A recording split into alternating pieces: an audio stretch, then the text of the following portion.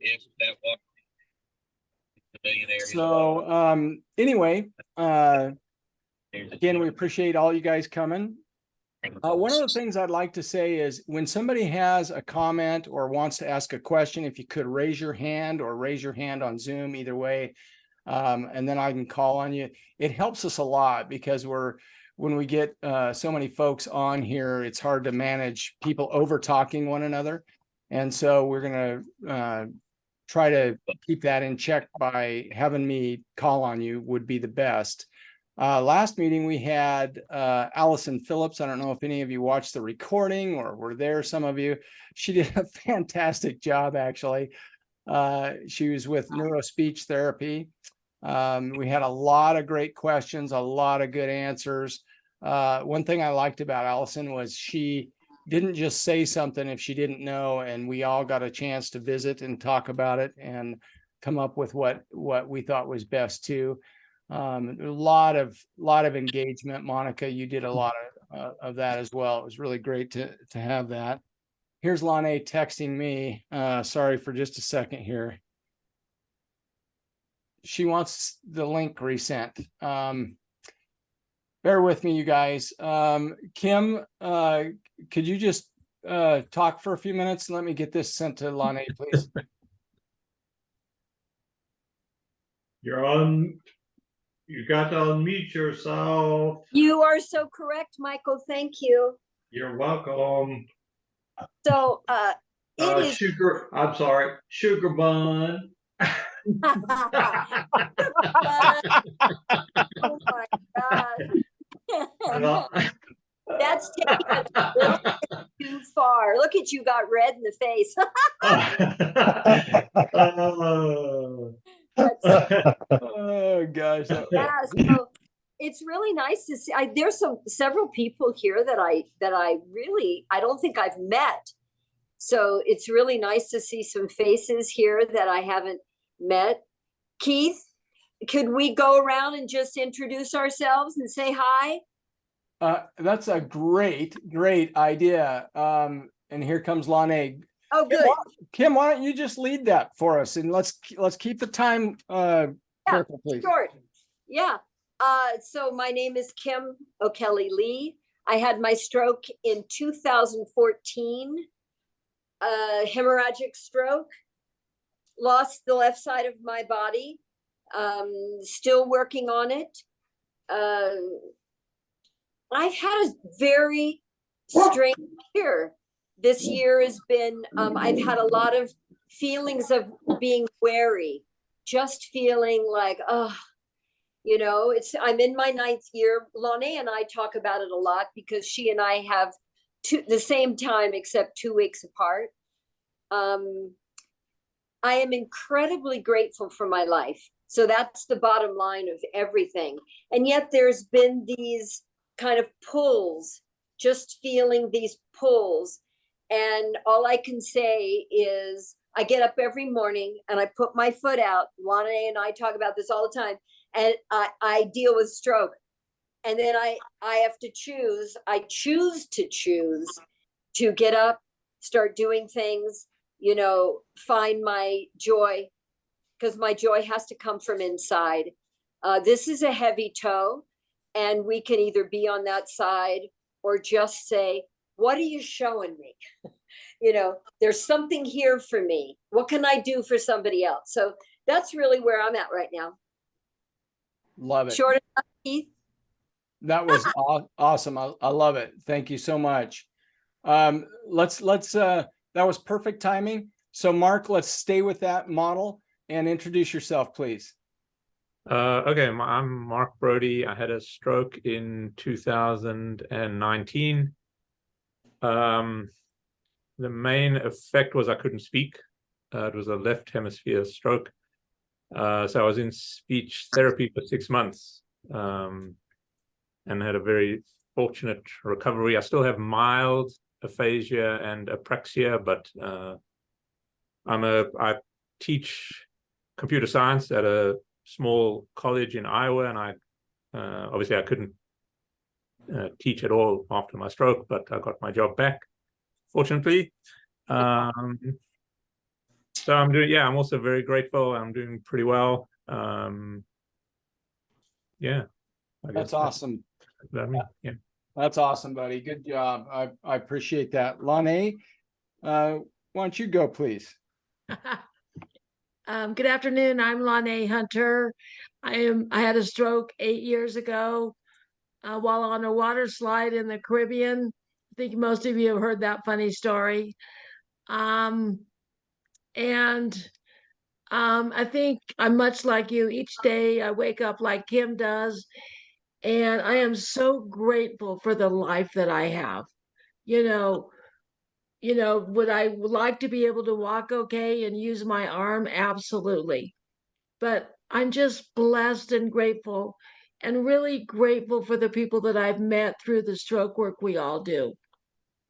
Awesome. So thank you for all being here. This is great. Thank you, Lane.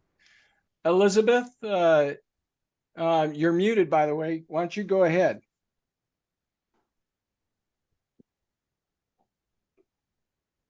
Here we go. Is my camera on? Yes. Okay. I'm Beth and or Elizabeth, either one. I had my stroke about 6.5 years ago. And wow, it's great to hear all the positivity you guys have. Really, that's what keeps me going. Because the gratitude and the positivity are both really hard, but really important. So yeah, I mean, I echo everything everyone said. Getting out of bed in the morning is hard, but you have to, right? I mean, you just have to. And you just are grateful for what you have. I'm in Charlottesville, Virginia, and cannot walk, and I have a speech issues, as you can tell, and what do I have? On my left side, ataxia. Mhm. I always got that confused with apraxia, but no, So yeah, I mean, I have a lot of disabilities as a result of my stroke, and my life is very different, but I'm really grateful to have it. That's all. Awesome. Thank you so much. Thank you. Thank you, Beth. Yeah. Awesome. Okay, let's go. Steve Van Houten, Jim Patterson, you're up next. Okay. It's my pleasure to introduce myself. I'm Jim Patterson. I had a hemorrhagic stroke on July 11th of 2020. As a result of my stroke, I was paralyzed on my left side and I lost the sight in my right eye. So I'm completely blind in my right eye. Mm-hmm. I am living a life of gratitude and one of pursuing my purpose of service. And I am inspired every time I see people join these meetings, because I know that I am in a community of the most tenacious, loving, and compassionate people on planet Earth. Nice, bud. Thank you so much. And Mm-hmm. that was great. Steve Van Houten, you're up next, please. Okay, I think I have my sound back. Can you hear me? Yes. Okay, good. So I had also, like Jim, had a hemorrhagic stroke about 4 years ago. It was a wake-up stroke, so I couldn't take the drug to clear out the clot, and decided to not have it removed surgically because the surgeon told me he could make me worse. And my wife, who's the surgery recovery room nurse, said, better listen to him, because if he says he could make you worse, he probably will. So so take what you've got and rehabilitate it.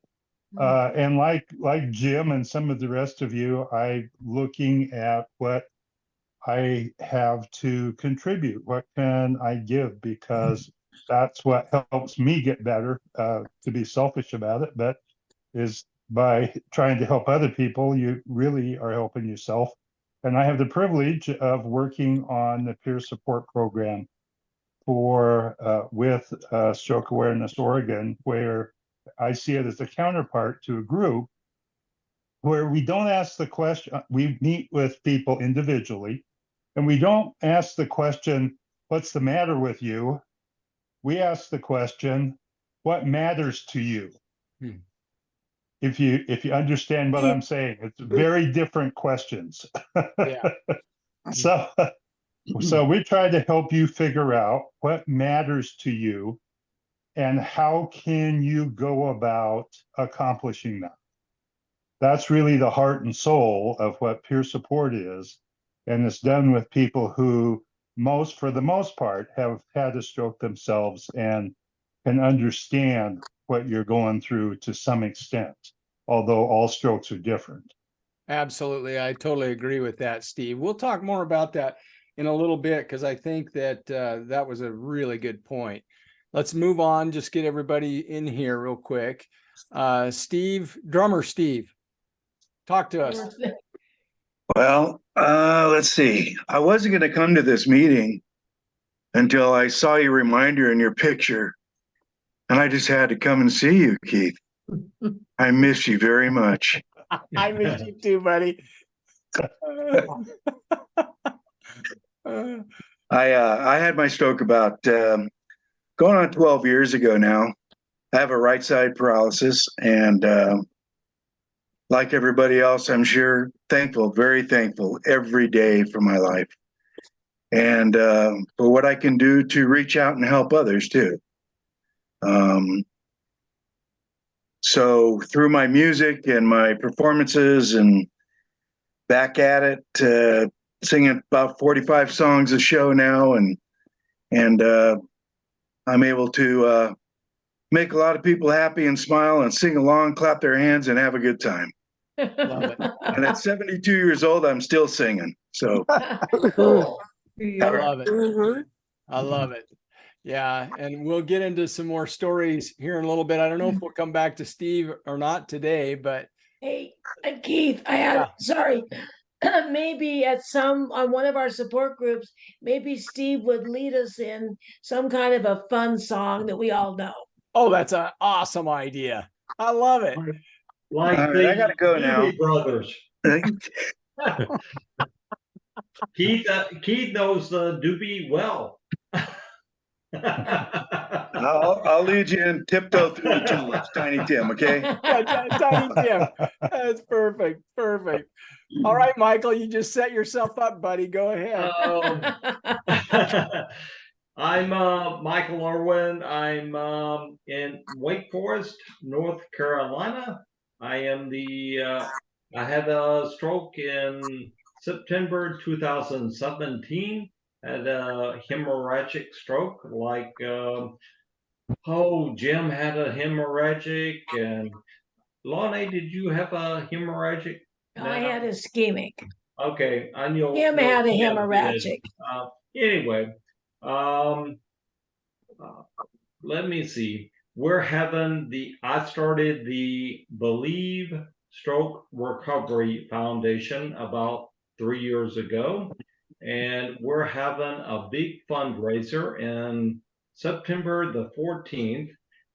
It's called the Believe Bash, and we're really excited about that. And we've had really good results starting out with the fundraiser, and I am going to a rehab tomorrow, and I'm getting a tune-up.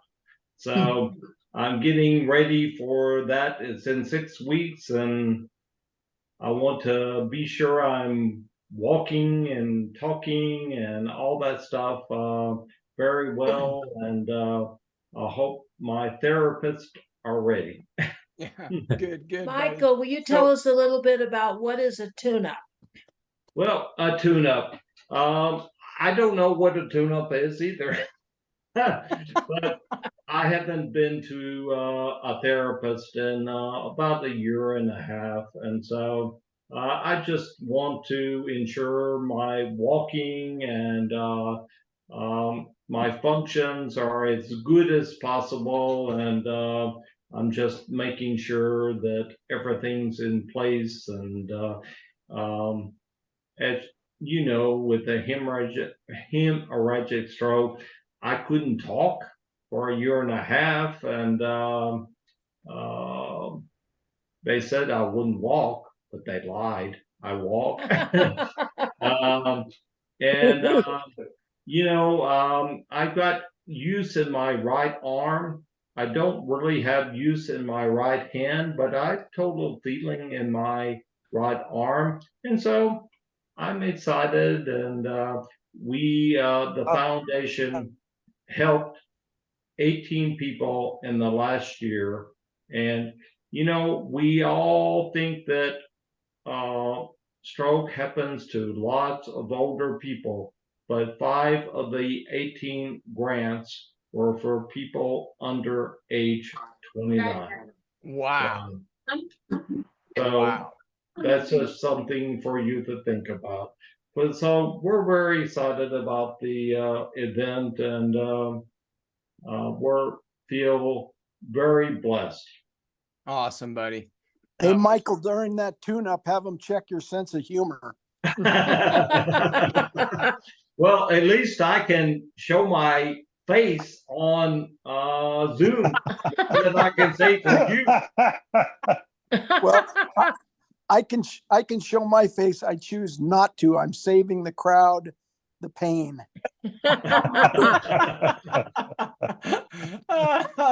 It's not painful at all, buddy. Now, Steve might have another thing to say, but anyway, all right. Let's keep moving on. Thank you, Michael. Michelle, talk to us a little bit, would you? Oh. 1 second. 1 second.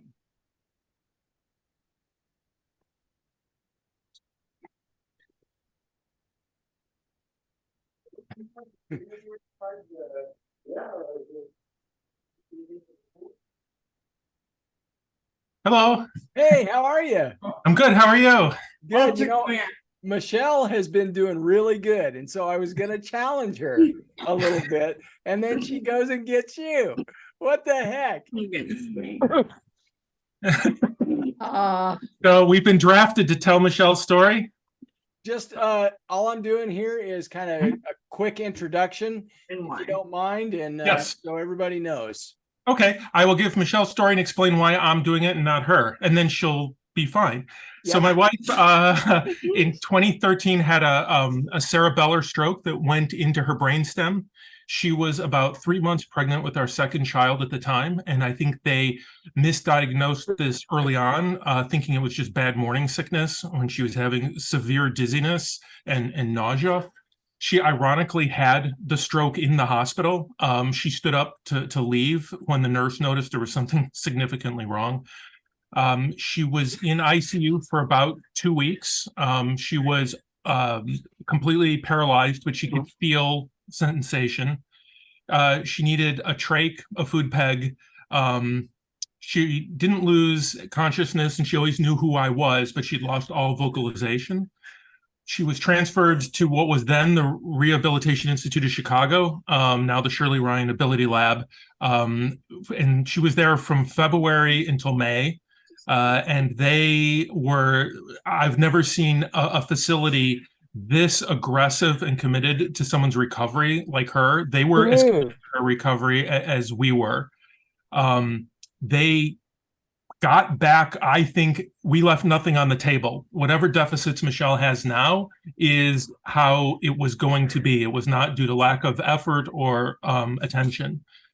So the reason why I'm talking and Michelle isn't is one of the gifts the stroke gave us is something called pseudobulbar affect, which creates situations where she will laugh or cry at unusual times, or it will make her, the way the doctor described it is no brakes on the emotions. After the initial stroke, it could go a couple days to kind of calm down, but with time, healing, and medicine, now it is very rare for it to go more than, 20, 30 minutes in the right circumstances. Yeah. So sometimes I give her 2-minute spiel for her, and then she's fine. Well, we love her, and we appreciate you guys so much. And forgive me, what's your first name one more time? I'm John, and this is my son, Walter. John and Walter, that's right. Yes. Yeah, well, you guys are awesome. We love having you guys around. Walter's always been awesome too. Appreciated him. Wasn't that long ago he got to talk with us all, and anyway, thank you so much, John. We appreciate it, and Michelle is just a sweetheart. We love her. She can come back now after I said that, I guess. Yep. And thank you guys, everyone. I really appreciate you creating this space for her. She's very difficult to get out of her shell, and you guys must have the magic wand, because she is a different person with you guys. So I want to thank you. Oh, wow. Last time we were on here, she came out a little bit and talked to us a little bit, and I loved it. And so I was going to put her on the spot. All right. Hey, John DeBell, go ahead, buddy, if you can. Keith, before John goes, I heard, and I went through the analysis last week, but several doctors said that the most misdiagnosed medical procedure is a stroke. Wow. I thought that was very interesting. Really? Of course, they went into a lot of details, but they said that more hospitals misdiagnose a stroke than any other procedure, and they send people home that have, and more than likely they're quickly back with a stroke. So Michael, real quick, I'm going to elaborate on what Michael just said. So I have an uncle, pretty close uncle, who a week ago ended up having some issues. I knew he had a stroke. Okay. And he goes to the hospital. I'm not going to say which hospital. A bunch of you know it. And they didn't have the time. Really, what it came down to was they didn't have time. I almost called Lonnie because I was pissed. I'm the rebel rouser. Well, you could have got him into Bend. I know it. And they didn't go to Bend. Anyway, I was not happy. But finally, hours and hours and hours later, and actually a return visit, they did a CAT scan and did stuff. And anyway, I'm not going to delve into that right now more than I just did. But Michael, you're right on the money, and it's irritating. We've got to continue to what we're doing here. This group that we are developing, and we have got, we're going to have some power real soon here. And we're going to continue to take that power to those that need to hear the story and need to hear us. So I'm excited about that. Thank you, Michael. What Michael said is so true. We can all tell stories of people that we know that were misdiagnosed, told that they had Bell's palsy, said it's nothing, sent home, and then they later certainly have a severe stroke. So there's education that we really can do with the medical community and really the community at large. And I didn't necessarily say misdiagnosed. I think unfortunately, they got into this tunnel vision. They saw a healthy 43-year-old who had a history of preeclampsia and migraines. And I think they started going through what's the most likely. And I know this for sure, but I think what also hurt her is her stroke was evolving while they were imaging her. So I don't think it fully showed the first night it wasn't as severe as the next night I showed up when her brainstem was affected, and so I Well, think being in the hospital might have actually been worse. So, I'm going to agree with you, John. The only thing that I might, we might debate down the road here a little bit is that the hospitals of today, okay, with all after the pandemic and all the stuff that's going on, they're not finding time, and they're just trying to kind of, get people in and get them out. They went to the emergency room, and I chewed their butts because they went to the emergency room and then sat there for 3 hours. 3 hours. Mm-hmm. And and here he was having a stroke, and you cannot do that. So we've got to continue as a group.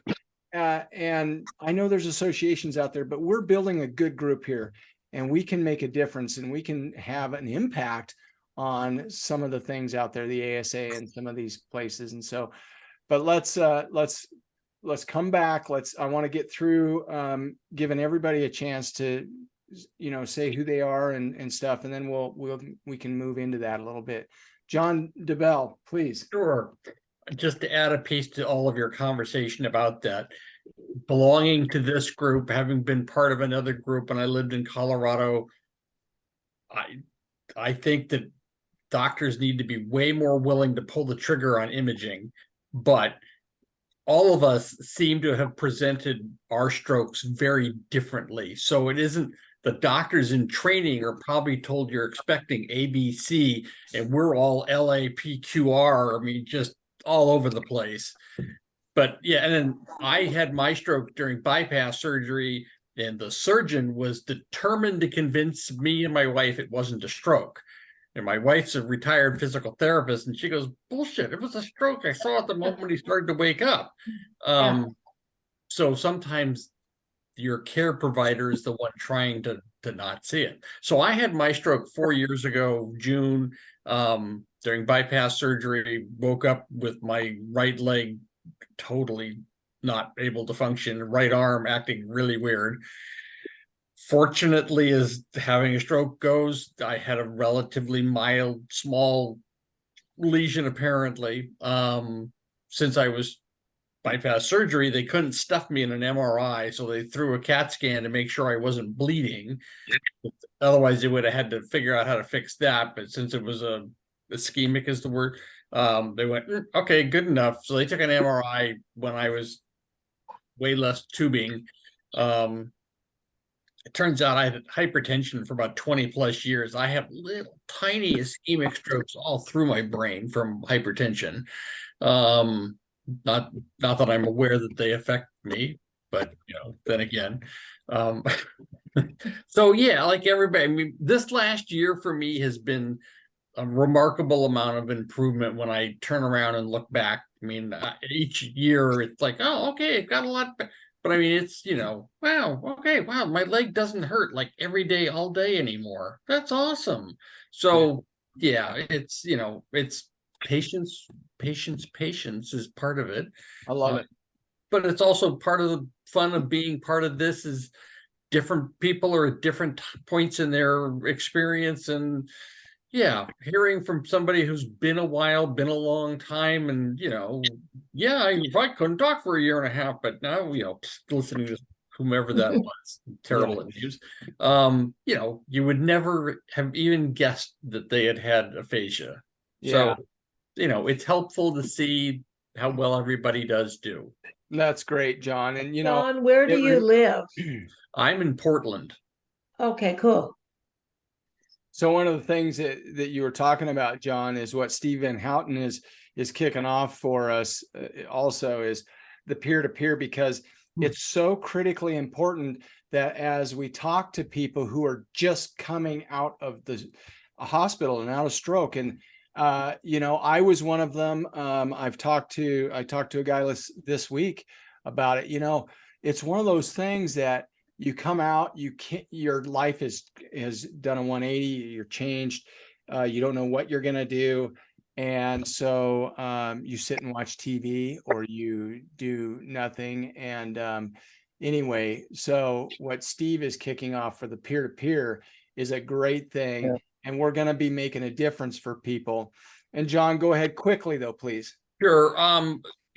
We were in Fort Collins, Colorado, and UC Health was the big facility there, like OHSU here. And they have built into their stroke support group basically volunteer system. So when someone's just had a stroke, somebody who's a member of the stroke group usually goes to see that patient. Since I wasn't a stroke patient, I was a surgery patient. I never saw anybody. Oh, So I kind of fell between the cracks, but they did have that system.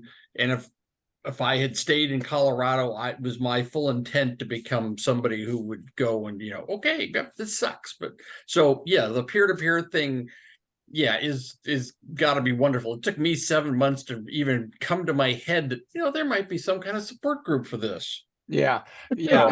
None of us, I don't think any of us really, it's weird because when you have a stroke, it's the last thing you're thinking about. No one thought about having a stroke, and then you have a stroke, and then it's like, oh crap, where do I go from here? And so more on that in a minute too. I want to keep going so we make sure we get through it. So Deborah, I would ask that you're up right now. Is that me? Yes. Oh, okay. I didn't know that you had my name. Hi. First of all, I want to say you all are so inspirational, and I really appreciate. I was referred to this group. I'm a part of another group, but I was referred to this one, and I am so impressed with all of you and your positive outlook on things. So I really appreciate being able to be a part of this group. I had my stroke in 2018, and I've spent a good deal of my life living alone on acres of land and being able to take care of that by myself. I moved to Oregon in 2018 to be close to my daughter and my grandsons. And I had a stroke in, I am determining about May of 2018, but I, being stubborn, did not go to the doctor. I was pretty sure I was having a stroke. My right side went numb and limp, and but I didn't go, and I didn't go, and I didn't go for about 3 months until my daughter said, "You're not able to get around by yourself. Something's going on." And because that wasn't like me, and so she took me to the hospital, and that's when I found out. My right side is still very weak. That was my dominant side. My life completely changed. I was a special ed teacher, and like I said, really independent. And so I spent a couple of years really mourning that loss.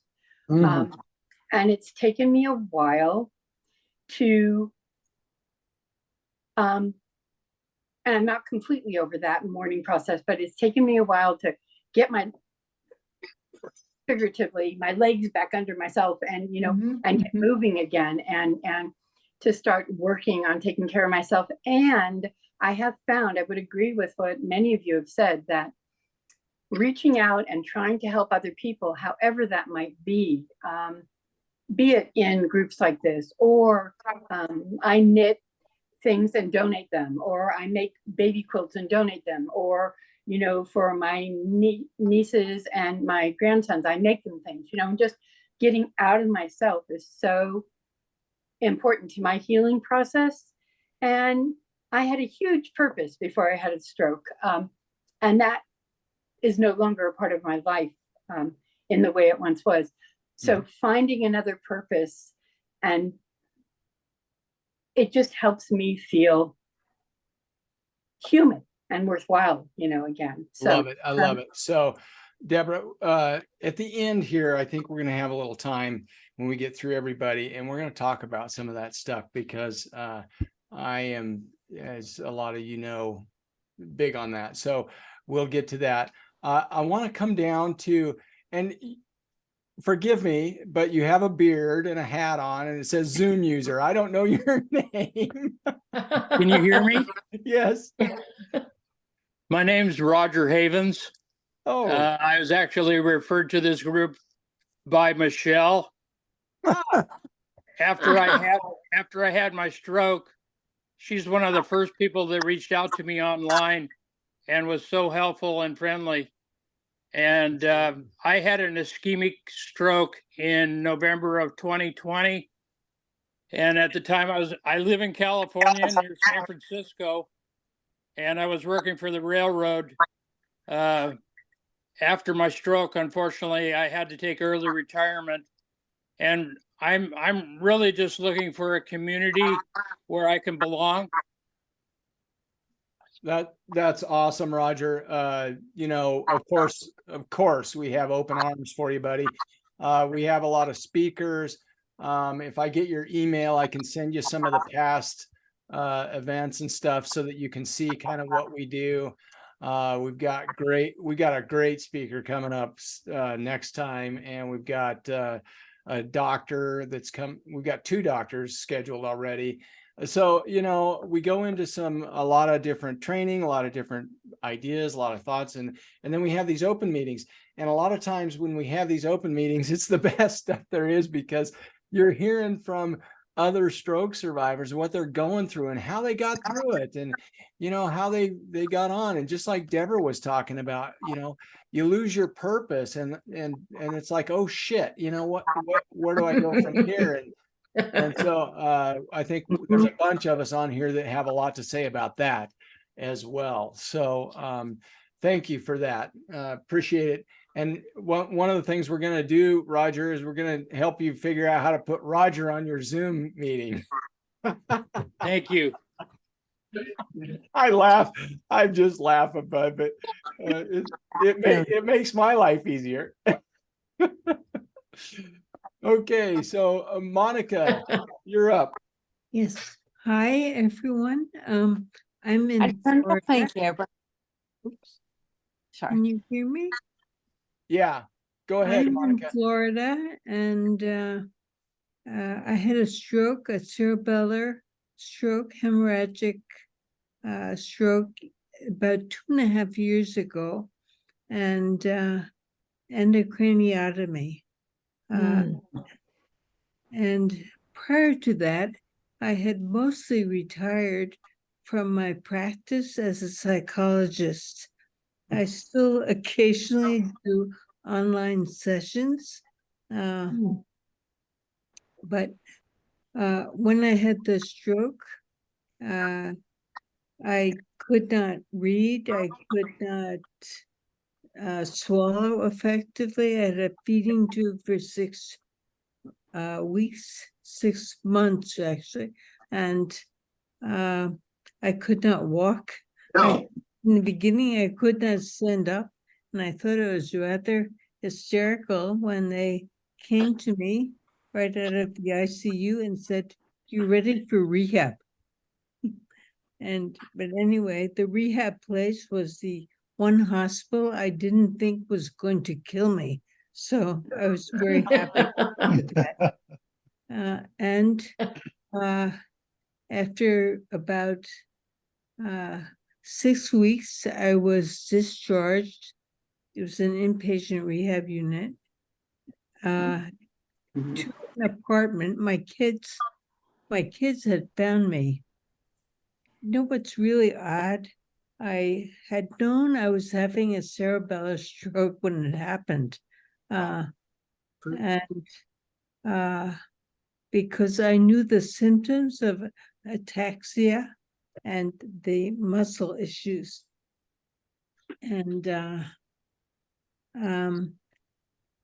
I was able, on my phone, I couldn't see, but I was able to see a light. I pushed the light, and I got a friend of mine just by chance, and I told her to call my daughter because I was having a cerebellar stroke.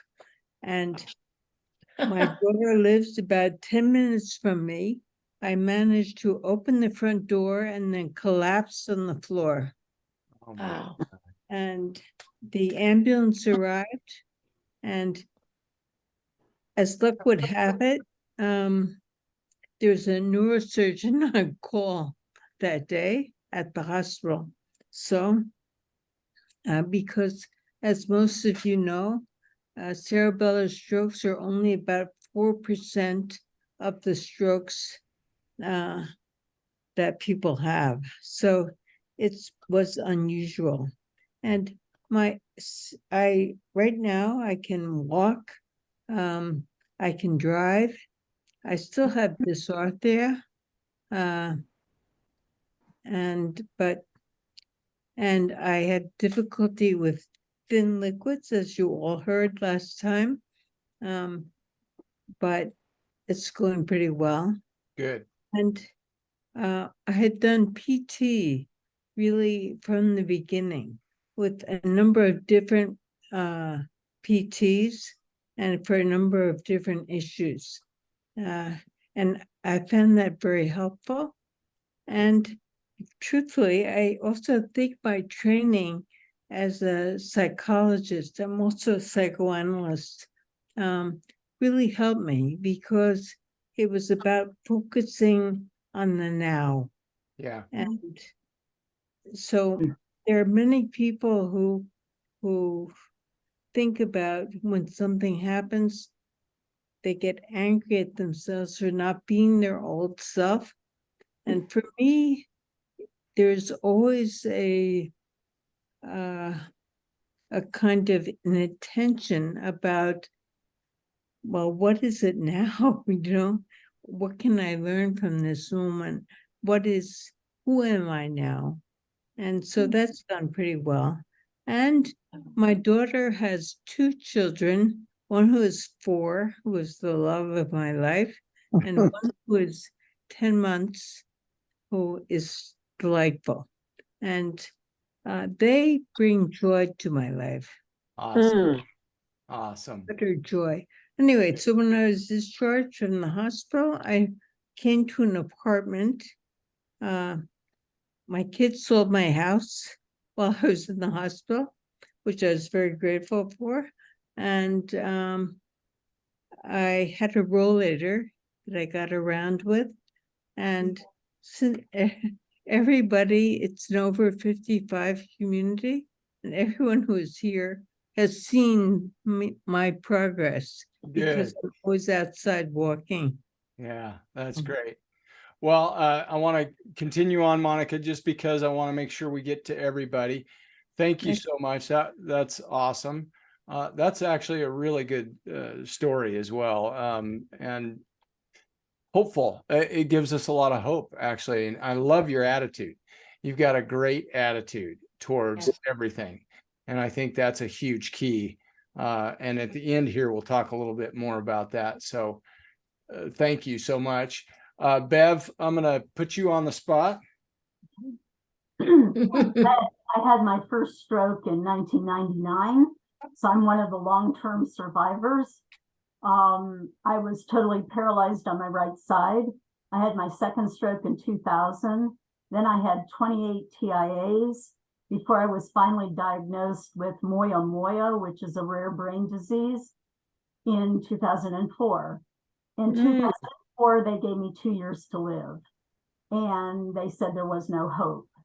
But I was a pastor and I preach hope. So I said, that's not something I want to do, is quit ministry, quit everything. I'm going to continue to do what God has called me to do no matter what. So I did, and kept going, and I retired in 2020 after 31 years in ministry. I never missed a beat.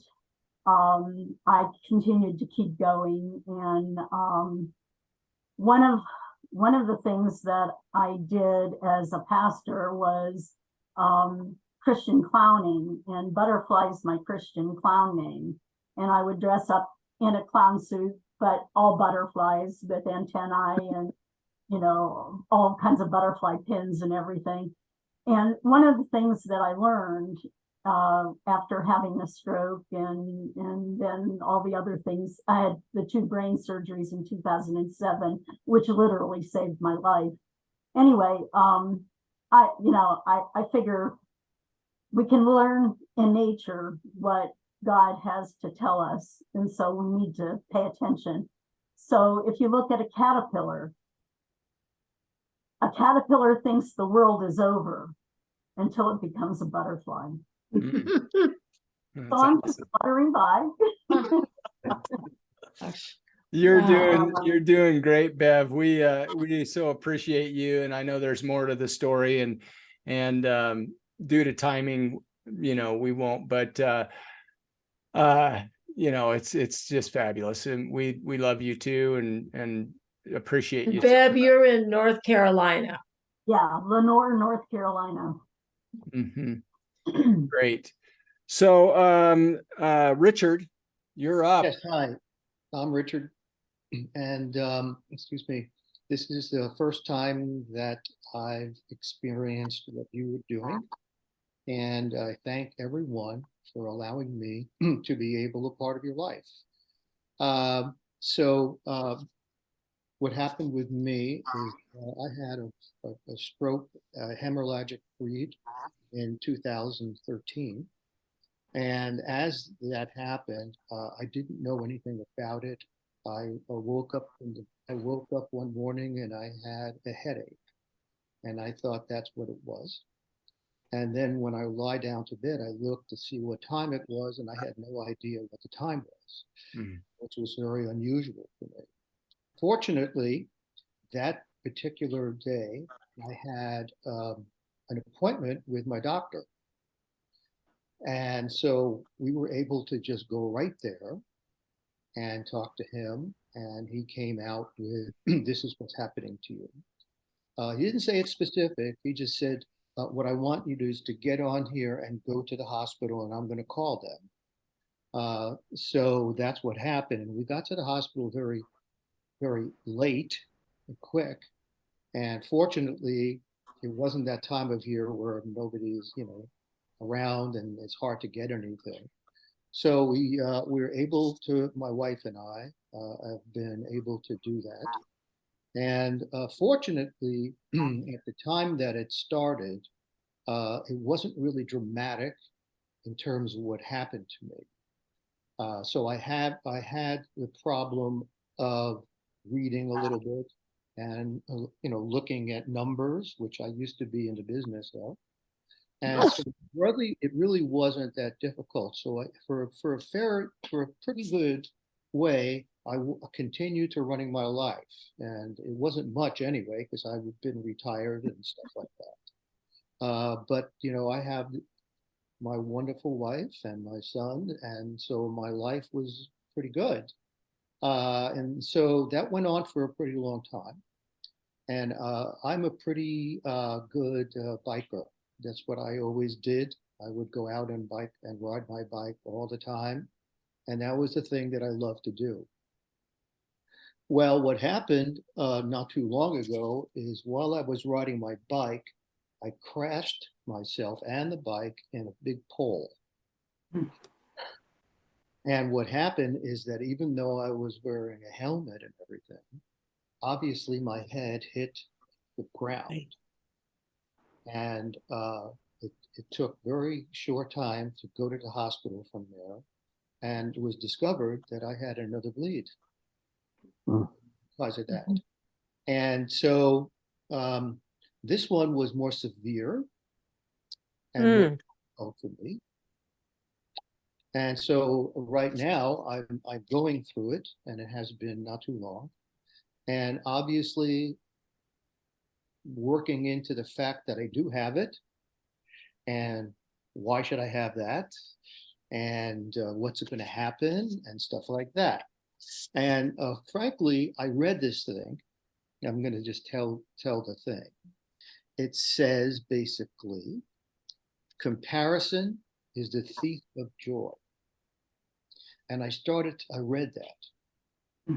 Really made a lot to me, because I was a person who used to comparison a lot. And this gave me a choice to really learn about it in a way. So even though I had the stroke, I'm learning things in my life that I really didn't before. And so, so things that I have now are very difficult. Is I have, cognitive things, obviously, which has really been difficult. I don't know what I'm going to say any moment, because it sounds like whatever it's going to be. Yeah. Yeah. And reading a little bit of notes here, excuse me. But I've also had things that happen where on my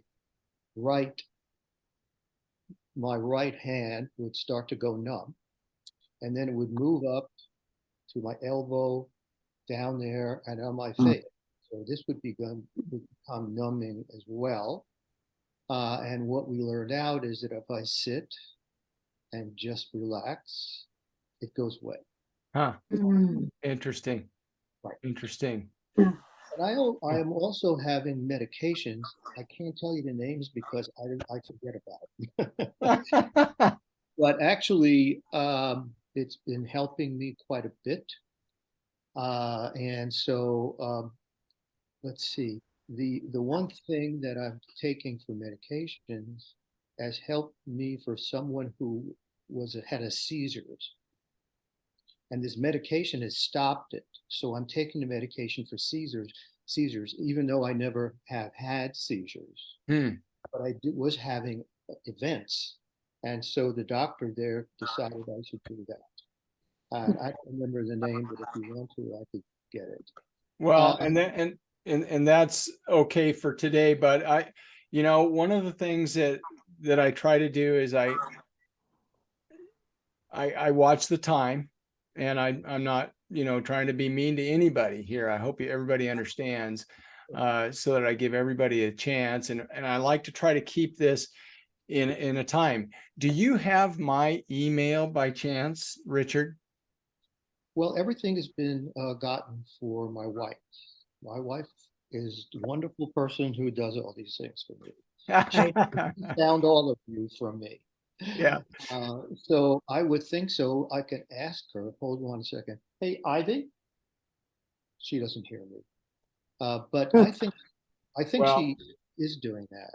I will go into our database. Okay. And I will find you, and I don't know if it's under Ivy's name or Richard.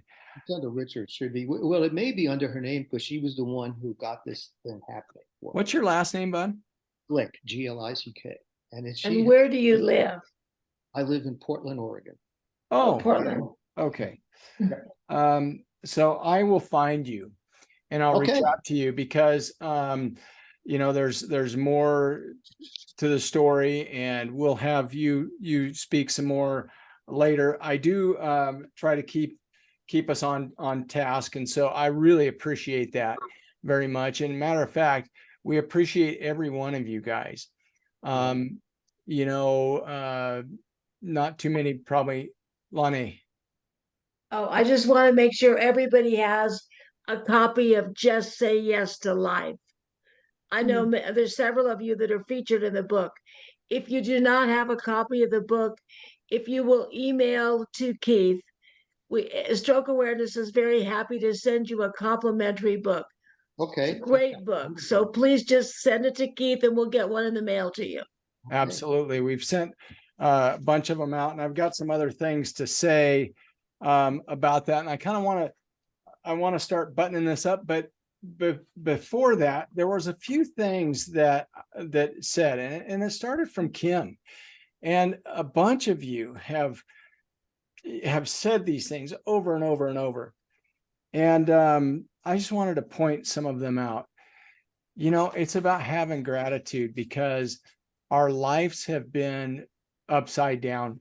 And you guys don't know my story. I'm not going to bore everybody with it right now, but in time I will. And growth, decision, the disability that we have, and then we can choose to make a difference for ourselves, okay, and others. And a lot of times, and I think Kim said this, Michael, there's a bunch of you who have seen this. As stroke survivors, okay, as we commit to helping others, okay, then we take our eyes off ourselves and we put them out there, and that is where growth goes. The other thing that's critically important is please, each and every one of you, especially you that are newer to this, make sure that you're tracking your progress. And I don't care if you journal, if you say it in a phone and you keep it, you tell somebody, but it's very, very critical that you do that, because even the slightest growth, even the slightest stuff is motivational to you to continue down this road and to find that new passion that, like Deborah was talking about. Okay. There's, I had to find that. I thought my life was over. I mean, it was tough. It was a tough road. And I found a new passion and I love it. And all of us have gone through this. Okay. Everyone that's sitting here. And so I just appreciate all of you so much. I just wanted to say that. Okay. So real quick, SAO, Stroke Awareness Oregon. Okay. We're about collaboration, awareness, recovery, and education. And that's the care model. And our recovery, we have stroke survivor meetings every second and fourth Tuesday. We do a men's club meeting. There's both in person and online. Ralph has been putting himself out there very much, and we're not getting very many people to join. And I just want to say that if any of you men need somebody to talk to about whatever's going on in your life, and that's a great place to do it, please reach out to me and I'll make sure to connect you guys. The in-person meeting, the one in Bend, he's moved it to Abby's Pizza. And if anybody has any question about that, let me know. We have a younger stroke survivor persons for people who are under 50 that can go to this younger stroke survivors meeting. Alicia does a fantastic job. She's a great person. And then we have a caregivers meeting that Molly is leading, and she is fabulous person. I'm telling you guys. And so anybody who has a caregiver who wants to join these meetings just to talk about whatever, Molly does a great job. And that is a key for a lot of us here, okay? Because our caregivers help us get through this. And a lot of times as a stroke survivor, we don't think about the caregiver. We're focused on trying to grow ourselves. And so it's important that we pay attention to the caregivers that are out there. And I just want to invite everybody to please have them go to these meetings because she's a fantastic person. Lastly, second to the last, is anybody have a stroke anniversary this month? Has anybody had a stroke in the month of July? Me. Today's my birthday. Got it. Awesome, buddy. Stroke anniversary. Yeah, happy stroke anniversary from all of us, man. You look good. Sorry. You look really good, bud. Yeah. We hope you're celebrating because we're all alive and we need to celebrate our stroke anniversaries. Yes. Yes, I'm being celebrated, and all my friends and whatever, they're all together. Cool. Great friends who came here from all. Oh, wow. Yeah, it's wonderful. Oh my gosh, that is awesome. Life that way, I do. Could I just say one thing about what you talked about? Yes. We have a doctor who I don't want to say when or where, but anyway, she deals with people in stroke. That is it. So we've asked her, do you know any place that we can do basically something like what you're doing? She said she doesn't know. Oh my gosh, you need to let me know who she is and I'll talk to her. I will, and I won't right now, but I will do that. Yeah, and we'll I was email. Surprised by it. She's wonderful at what she does, and I think she's one of the best people there. Oh, thank you so much, Richard. Yeah, I appreciate that. And I look forward to an email because we'll start communicating, you and I, and we'll get this. Now, because of time, I'm going to wrap this up. So happy stroke anniversary to Richard. Yay. Thank you. Everybody, thanks so much for coming. At our next meeting, we're going to have Stephen. Okay. Stephen isn't a stroke survivor, and he's one of the first that we're going to have do this. But he was in the service, and oh my gosh, his story is unbelievable. And you want to talk about a story of going through hell and back and moving onward. I'm so excited for you guys to hear his story. So please come on the next meeting. And I just want to say from my heart, each and every one of you guys, you know, I care so much about all of you, and I appreciate you all so much. So thank you guys so much. Any last Do you want to plug Stroke Warrior Radio? You go ahead.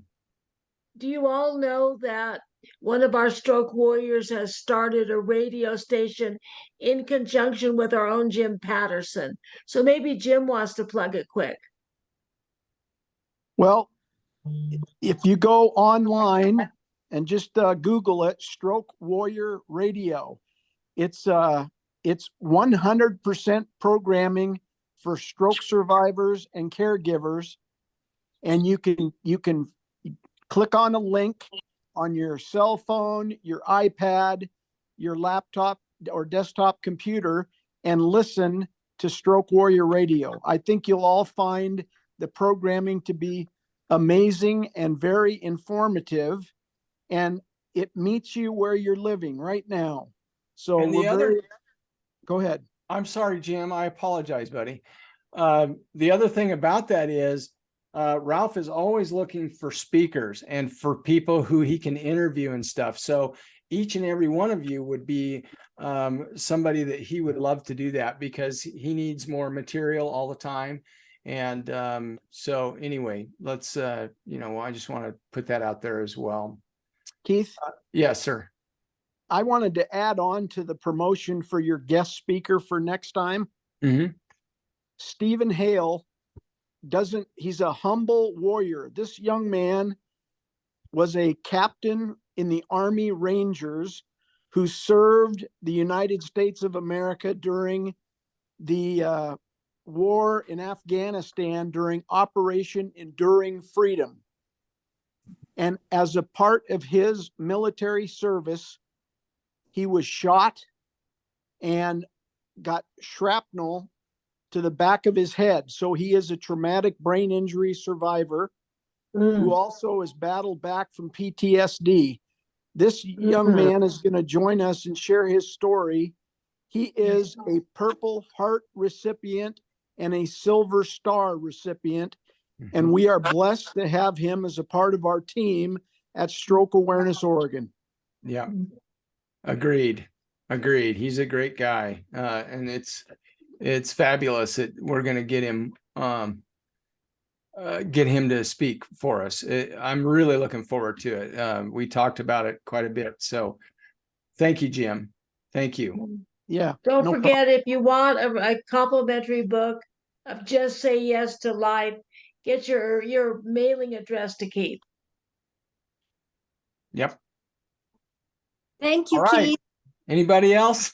Thank you Bye, guys so all. much. Have a fantastic week, and Thanks, we'll see Keith. you in a couple weeks.